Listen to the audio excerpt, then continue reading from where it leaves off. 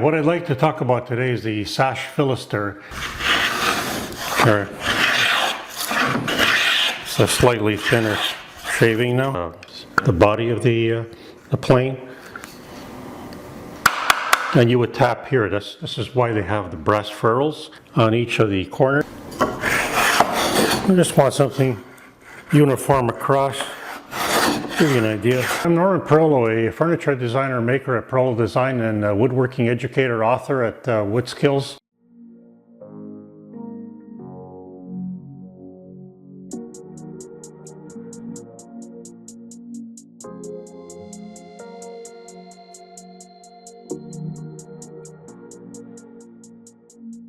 Hi, what I'd like to talk about today is the Sash Fillister. It's a more of a specialized plane used extensively in the 18th and 19th and early 20th century to create sash components for sash windows. And there's an image coming up of a typical sash, a double hung sash window with multiple panes of glass, typically 6 to 8 panes of glass, as few as 4 sometimes. So the middle parts are the actual mullions, but the whole window itself is called a sash window. They've had to develop a specialized plane to be able to create some of the profiles for the components that actually hold the glass in on the outside, that have a different profile or molding on the inside, facing the inside of the home. The glass typically is on the outside of the home. And I'll explain the situation. So I created some samples. So this is a typical a sash for that sash window, and this is the back of it. You can see a rabbet. So the glass pane would actually sit in here is probably about 1/8 of an inch thick, and it sits in here with some glazing points and then some glazing putty afterwards. So this would be the outside. And the inside has a more profiled decorative shape, of course for aesthetic reasons. This is just something I made up quickly, and there's another one that's a little different. So they're both basically the same. Now they used pine extensively for this sort of thing back then. Of course it was probably old growth pine and not this type of pine, but these are two good examples of how the glass sits in here, and this rabbet with the glazing points. And you don't actually see that part of it. All you see is the glass protruding from the profiled component and on the inside of the window. So there is a problem with doing this, because typically on the edge of a board we usually create one profile for either a bead or a compound profile, an OG or an ovolo. And so this is an example of an ovolo. It's rounded. An OG would be more of an S shape. I don't have one here. So I don't actually have a dedicated sash plane to create such a profile, either an ovolo or an OG, or the trends did change over a period of 200 years, different styles of profiles. I think at one point the OG was popular, and then the ovolo, rounded, like a sort of like a corner round shape, was dominant for a few decades, and back and forth and that sort of thing. But that's besides the point. Now the problem is, when you're creating the profile on this side using the dedicated molding plane, or multiple molding and beading planes, you need to go in the direction. Usually we use straight grained wood, of course, but you need to do that in the direction with the grain rising, to avoid tear out, because again it's more of an aesthetic. You need to you can't really have any tear out at this on this side. This is the part that faces the home, the interior part. So once we established that, and we've determined how the grain's rising, I don't have a good example. I think in this case it's rising, so the grain is in this direction, sorry, now. So I've established this profile, this sash profile. Now I need to create a rabbet on the inside. Now the problem is, I would normally use to create that rabbet, you would normally use either a plow plane or a moving filister. Now I'll just give you an example of the problem. The plow plane is really not designed to be able to do that. It's more more so designed to create grooves and not rabbets, so we can't really use that because they, again, we're striving to plane in the same direction on both sides, because otherwise we'd have to flip it over, and then I could use a plow plane. Now the other option is, I think I've got one here, a moving filister. And this is basically the same dilemma. The moving filister has its fence on one side, so the only way to be able to do this successfully is to flip the board around and use the fence against the edge and create that rabbet. And the problem is, this is going against the grain, and also the fact that you have to flip the board around each time, so this slows production down. Let's not forget, this is the 18th, 19th century, and a lot of this was created in small shops, and so there was a little bit of production in mind, and to be able to create multiple sash windows. They gained quite a bit of popularity in the 18th, 19th century, the double hung sash windows, so there was quite a huge demand for this. So of course production was always in the mind of the makers in those smaller shops. So that's the problem with having to use two different planes that are not really suited for this type of thing. You need to flip the board around. So this is, again, a correct orientation or correct direction of the grain for the profile, for the inner profile. Then you need to flip it around to create that rabbet. So I'll put this away, so we're not going to use this. What they've done is developed a specialized plane. It's called a Sash Fillister, and I have two here. There's another one. They're both very similar. Actually, they're both left-handed Sash Philisters. They're both very similar in features. In the fence on the left-hand side, with the skewed blade on the right-hand side, and a depth stop. So I'll put this one away, and the reason I'm focusing on this one in particular is I've just restored this in the last few days. So I've had to recreate some wedges, and it basically rebuild the whole plane, clean it up, and a lot of loose parts, and I think no missing parts. But again, it's got the skewed blade, which is good, but it also has a nicker for cross grain work.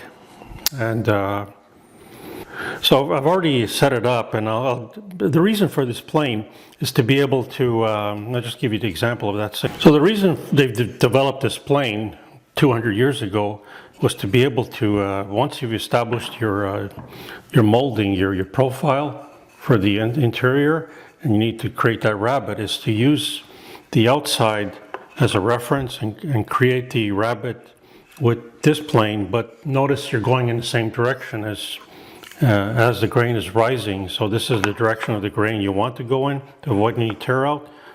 So this allows you to keep the board clamped in and not have to flip it around, for one, and it also minimizes or eliminates any tear out. So that's what a Sash Fillister does. It's quite an interesting plane because there's a lot of misconceptions about how it works, and so I did quite a bit of research on how they work and their development and their evolution, their origins, and so I'm just giving you in a nutshell how they work. So this one's been restored and it works. I've already set it for this thickness of wood. What I'll do is I'll actually provide a demonstration of how it works. So let me unclamp this. Here's a piece of wood I can use. I think I've got the direction right. So let's just see. So what I'll do is I'll clamp the wood in.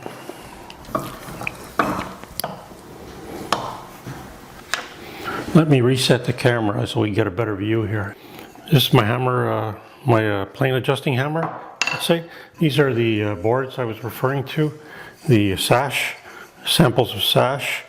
They're both similar in size, but the profiles are different for the inside part, and then the outside again is rabbeted to fit that window pane in. So that's just an example. These are test pieces and some other test piece. Here's another one I worked on earlier. So that's an example of a different profile with the grain rising. So we're going in this direction, and we also need to go in this direction for the rabbet, and that's when the Sash Fillister comes in, because it actually, the fence reference is off the outside. That's another example. These are molding beading planes I have that I can establish, just to give you an idea of how this was done. I mean, so I'll start with this beading plane. I think I've got it set correctly in the direction. And do I have the direction correct? Well, I'll test it now.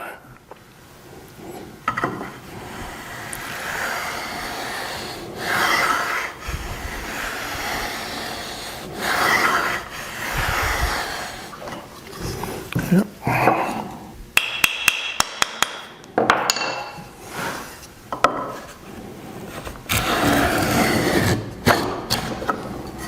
Okay, well,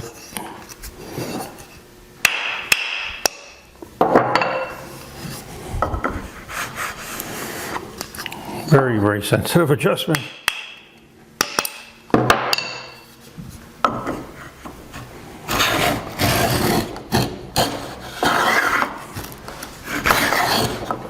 Very sensitive adjustments.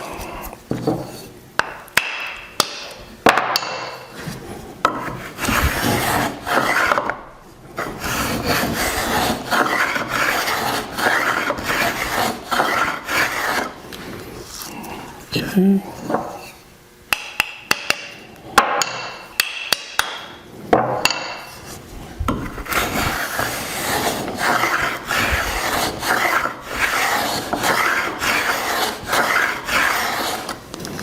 Just a little more.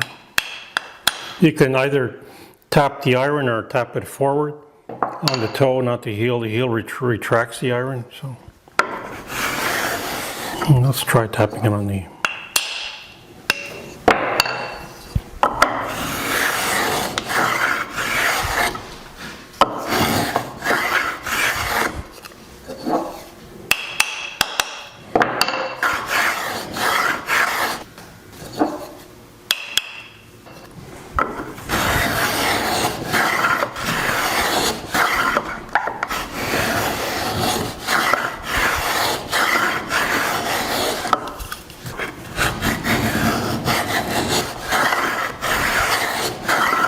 So I've gone ahead and established a small side bead using this beading plate, a side bead plane.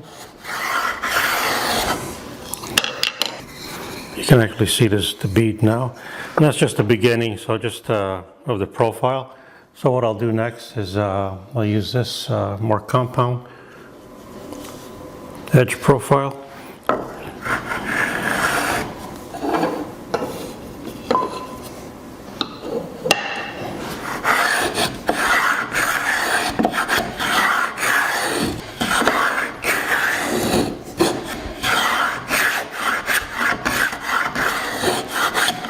Sometimes I wax the soles just for everything to work better.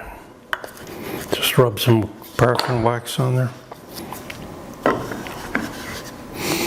Normally these molding planes, they're set up so there's a fence, and you should use them vertically, but in this case I'm trying to create a curved or more of an angled molding profile.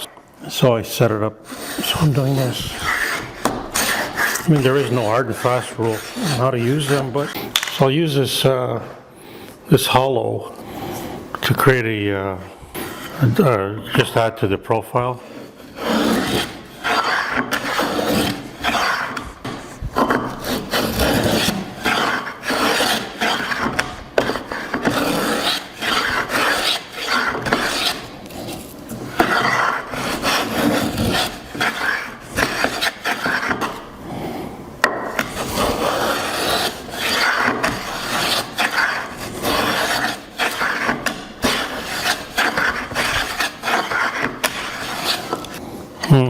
encountered a nut there, and that's probably what the problem is. So we'll go back to this guy.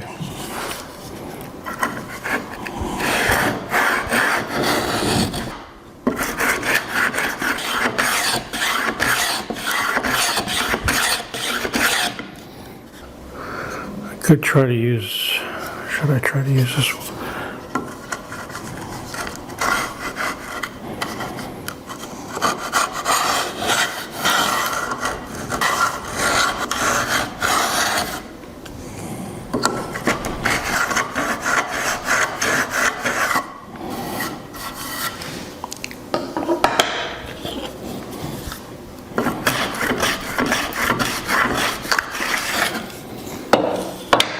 Interesting.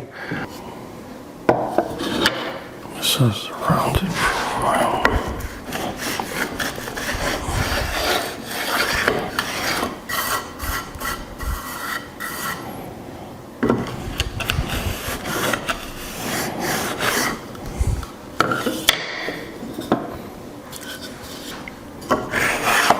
I just want something uniform across. Give you an idea. Using different molding planes and beading planes, how they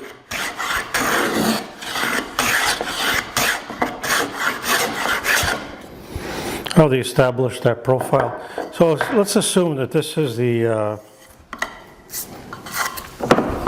profile of the front of a window. It's not beautiful, but I would much prefer an ovalo, rounded. But this is much more complex, and it follows the contour, the profile of the plane. Now, again, we need to establish that rabbet for the window pane at the back, and planing in the same direction. So I removed it, but I wouldn't have to remove it. So I'll just give you an idea how that works. So I'll get my Sash Fillister. It's already set for this thickness. It's just a matter of setting the fence so the skewed iron leading edge of it creates the rabbet.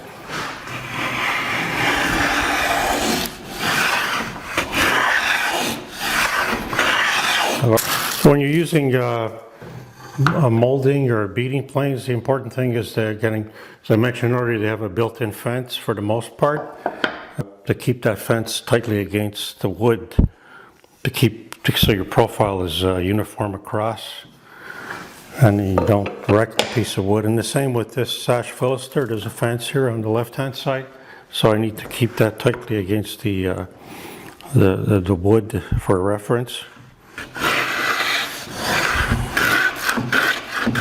So I'm slowly developing the rabbet now for the window pane. I'll just clean this out here.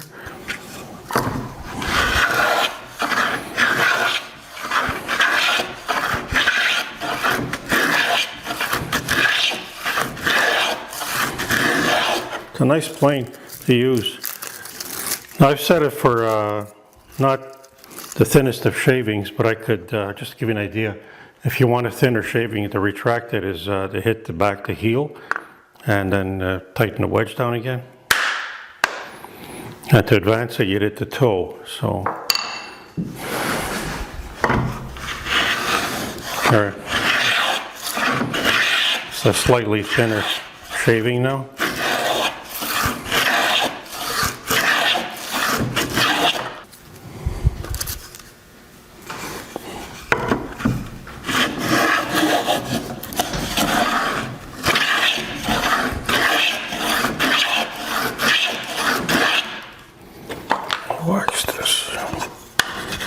This plane is interesting because it also has a boxwood insert. That's a high wear along that area, so they use a secondary wood called boxwood. It's very, very dense. It's a limited supply of it, so they use it sparingly, and it's typically used for that application in a hand plane. So most of these plow planes have an insert of some sort, and so do these small beading planes. You can see the little strip. That's boxwood. So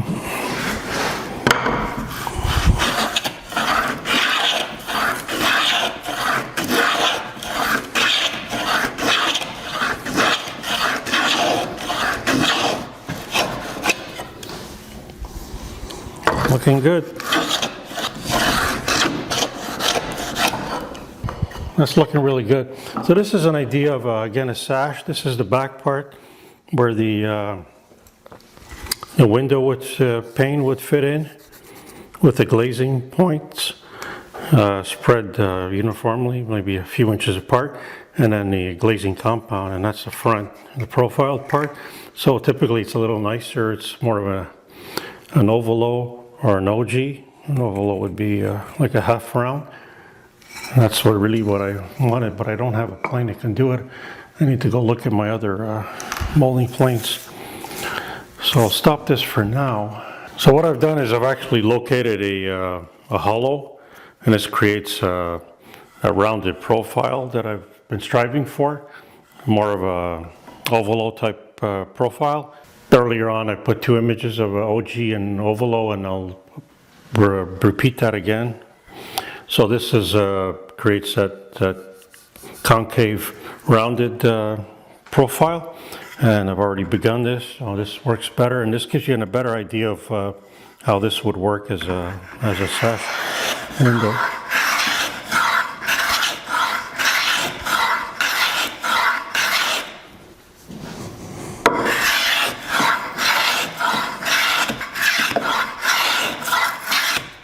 Experimenting with these molding planes is actually a lot of fun.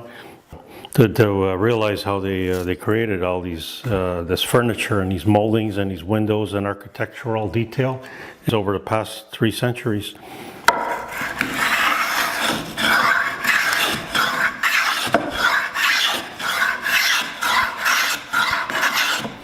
Now, so I've created that.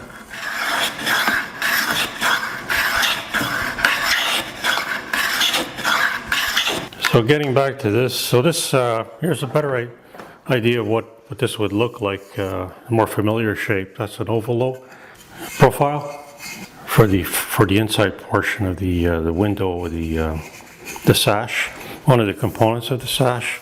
Don't forget there are multiple of these components that comprise the window itself, with possibly about six panes of glass, divided into 6 panes. There is something else. The top part of this is typically flat, so the ovalo intersects a flat portion that separates the front profile from the rabbet at the back for the window pane. So I'm just going to establish them manually. Now they had developed planes that did both. A few decades later in the 19th century, that they actually created this profile and this profile at the same time in the same direction. It's a sash plane. I don't have one. I've never actually even seen one. But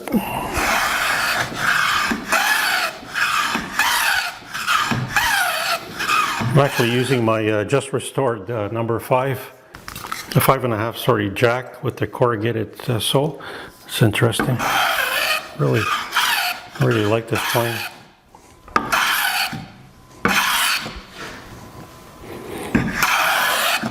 So I've given it a uniform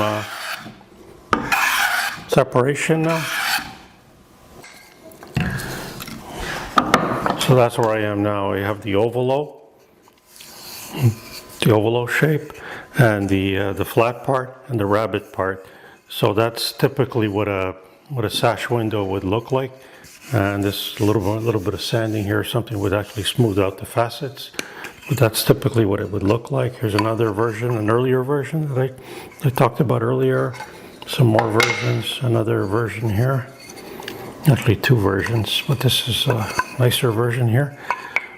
So, and then the back part again is that rabbeted part.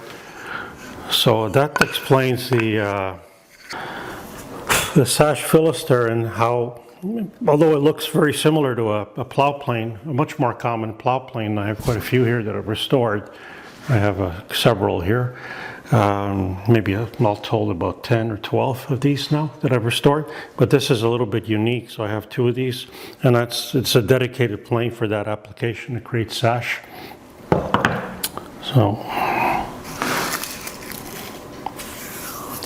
So that explains the Sash Fillister. So if you ever come across plow planes, and these are 2, 3 right here, and quite a few in the back here. That's a Sash Fillister. These are all plows. This is a moving filister.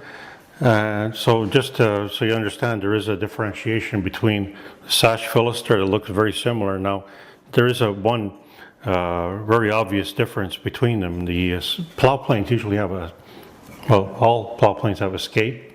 So they're really designed to create grooves on the interior of a piece of wood or along the edge.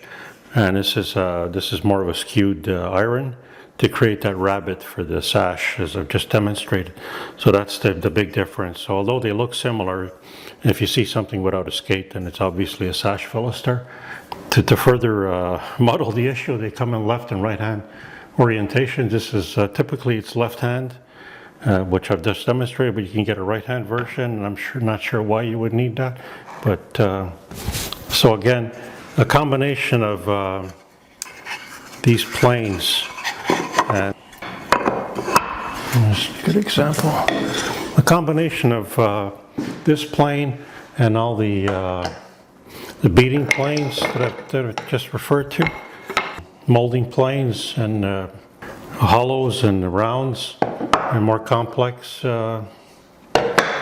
variations of a hollow with a quirk. And that's another thing. A quirk is a sort of a small detail. It's there's a sample of a quirk there. So this is a more complex profile. And with all these planes, you can create all this.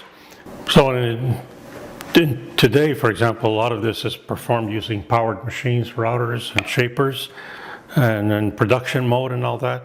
But there is a place for this, understanding how to do this manually, and that would be either creating furniture using traditional methods in a hand tool workshop, or in a restoration business where you're restoring original windows and sash windows from historical or homes. They need to maintain that element in the windows and not replace with something new. So you need to work with what you have and develop a profile, possibly even develop your own molding plane for that profile. Although in the last century or century and a half, they sort of standardized the profiles. And so you can use a combination of all these planes to create all this. And it's very enjoyable to work with this, especially when you're working with something like pine, with some straight grain pine. It's really it's a pleasure to be able to do this. It's quiet. There isn't any dust, just shavings. And you can create some nice woodwork. So you can create furniture and apply some moldings. Now, something else you could do that they've done in the past is create the profile, create the rabbet, and here's a good example, and then just rip this and recreate another one, and rip it and recreate another one, and use them as moldings. So if you have moldings surrounding a period piece of furniture you've created, and you want to maintain the historical nature of the furniture, just create moldings this way. So it doesn't necessarily have to be for a sash window. You can actually create moldings and rip them afterwards. Longer ones, of course. I just chose shorter ones for convenience. So that would be it. And so thanks for watching, and I hope you've enjoyed this talk and you understand a little more about the Sash Fillister. This is a restored one with we've had to replace the wedges again, as I mentioned earlier. So in conclusion, I hope I've described how the origins of the Sash Fillister and how it evolved and its primary use, how it's recognized as a specialized hand plane to create, formerly to create sash window components, as I've described, and why they've had to develop this plane as opposed to using a different type of plane. So, and again, to maintain that the grain direction in one direction, it's pine, and you can't really have any tear out when you're working with this. Now, there are more recent applications, although this sort of thing is predominantly created using power tools, machinery, routers, shapers. Today, there is a place for this, mainly in a traditional woodworking shop that creates period furniture and tries to maintain the tradition, the furniture of that era with components that were actually created by hand. There are still quite a few small woodworking shops or furniture makers that actually use this sort of thing. Something else you could do with it is not simply create components for a sash window, but create the profile, create the back part, or just and then use that as a molding against, sort of rip it and use that as a molding. So you can use these planes to create these historical referenced period moldings that you could apply to as a decorative component or elements on a period piece of furniture. Rip it, recreate another one, rip it. And so there is still a place for this sort of thing. And also in somewhere else this could be widely used is in the restoration of period furniture or architectural restoration of homes, sash windows predominantly. If you need to replace portions of the sash window or rebuild the sash window because they all need to match in a historical residence, for example. And then of course you have to do it this way, possibly even create your own molding plane for that unique profile they used in that period. It's not so much a problem for as recent as 150 years ago, I think, they began to standardize the profiles. But again, that's an option, is to create a dedicated molding plane or a beading plane to be able to recreate unique profiles. So there is still a place for this, and again, that restoration business and replacing components on period furniture, actually building period furniture using traditional methods. So I hope I've described this process of using both molding planes and beading planes to create profiles, although there are dedicated molding planes that will create that OG or that ovalo profile for a sash window component. I don't happen to have one, so I've had to use multiple planes. This was done very commonly done also to use multiple hollows and rounds to create that SOG profile. So I don't have a smaller one. This is probably the size I have today, and it's very large. I think it's about an inch and a quarter or something, but it works. So I don't have much else to say about this. So now you understand what to look for. If you're looking for a plow plane, this is totally different. These are few and far between to find. From my personal experience, plow planes are far more common. But if you do run across this, you'll understand that it's not just a plow plane. It's used for that application I just demonstrated. So it's a lot of fun doing this. I find using straight grain pine. It's a soft wood. It's nice to work with. There's no dust. It's quiet, and you're able to recreate components for furniture, build furniture using all these tools, as opposed to using machines, noisy, dusty machines. I have quite a few here also, but I've gravitated towards hand tools. So I almost forgot to mention, there is another current application for this knowledge of creating profiles on one side of a member, of a component like this, and then creating the rabbet on the other, and that would be picture frames. So if you're interested, picture frame material is very expensive, and if you want something more decorative, more period or more ornate, this is an example of a very simple, most basic contemporary type picture frame material. It's just a rabbet. But if you want something with a profile on the front, less of a rabbet, you could easily utilize this technique with the Sash Fillister and molding planes to create any profile you want. So you have a unique profile of picture frame. If you have a business, a picture frame business or something, you're an artist and you need to create multiples of picture frames. So that's another application, and there are probably more, but I haven't really given it too much thought. Just focusing on the period aspect of all this. So I thought I'd add that in. Thanks for watching, and hope you've enjoyed this, and stay tuned for other videos focusing on different hand planes that I've restored. So please subscribe to my YouTube woodworking channel, where I share more of my woodworking techniques, my woodworking philosophy, my thoughts on woodworking, and all the challenges I've experienced, and I introduce some of the new forms of woodworking I've discovered. And also visit woodskills.com, where I have a good selection of my books, both in print and digital format, on woodworking, and all my online courses, and I also offer some woodworking plans. I have maintained a regular blog on what I've got going on in my workshop and in woodworking in general. So enjoy.